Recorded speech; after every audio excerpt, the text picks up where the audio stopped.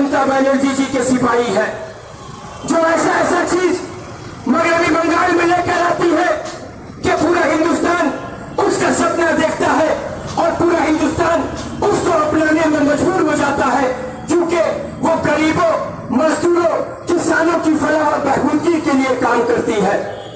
आज जब हम लोग बचपन में पढ़ते थे तो हमारे माँ बाप ये कहते थे कि अच्छे से पढ़ाई करो और गवर्नमेंट जॉब लो, गवर्नमेंट सर्विस लो। लेकिन आज इस बीजेपी हुकूमत में आज आप देखेंगे कि गवर्नमेंट की जितनी सारी सेक्टरें हैं सबको प्राइवेट कंपनी के बेच दिया जा रहा है। आज जब मिनिस्टर बैठते हैं तो हमारी और आपकी भलाई के लिए नहीं बैठते, बल्कि अपनी किस्मत को चमकाने के लिए आज हुकूमत में बैठते हैं। आज जिस तरह से गवर्नमेंट के बैंकों को प्राइवेट कंपनियों को बेचा जा रहा है, आज जिस तरह से मोदी जी जब बचपन में थे तो वो बचपन में चाय बेचते थे और आज मोदी जी प्रधानमंत्री बनकर जिस प्लेटफॉर्म में चाय बेचा करते थे, आज वो ट्रेन बेचने का व्यवसाय कर रहे हैं। आज उसके खिलाफ तृणमूल कांग्रेस की सुप्रीमो ममता बनर्जी जी की आवाज पर और गरीबों के साथ रहेंगे, आपके लिए ही ये प्रोटेस्ट सभा बुलाई गई है और भी आने वाले दिनों में प्रोटेस्ट सभा होगी, आपको तफसील से बताया जाएगा। और मैं अपनी तकरीर को खत्म करूंगा वक्त की नजाकत को देखते हुए आप सबों से दुआ की गुजारिश है और आप तृणमूल कांग्रेस के हाथ को मजबूत करें और इस मरकज में बैठी बीजेपी हुकूमत के खिलाफ आप अपनी आवाज बुलंद करें। धन्यवाद। तृणमूल कांग्रेस जिंदाबाद, मां माटी मानव जिंदाबाद, ममता बनर्जी जिंदाबाद।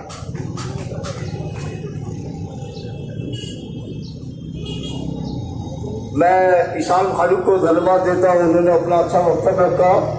मैं युवा नेता इमरान से कहूंगा कि वो अपना विचार रखें।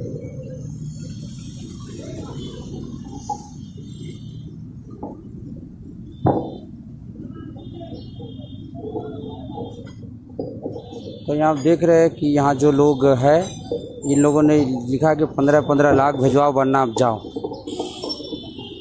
सबको 15 लाख रुपए, जो इनका कहना है कि मोदी जी ने वादा किया तो वादा पूरा नहीं हुआ, इसलिए 15 लाख रुपया मांग रहे हैं।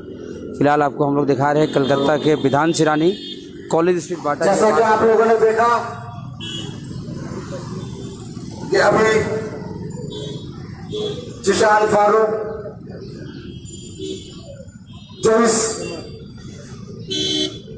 पेट्रोल, डीजल, रसोई गैस तो जो कीमत दिन पर दिन जो आसमान छूता जा रहा है, हिंदुस्तान की तारीख में पहली दफा ऐसा देखा गया कि लगातार 20 दिन से पेट्रोल और डीजल का दाम लगातार बढ़ता जा रहा है।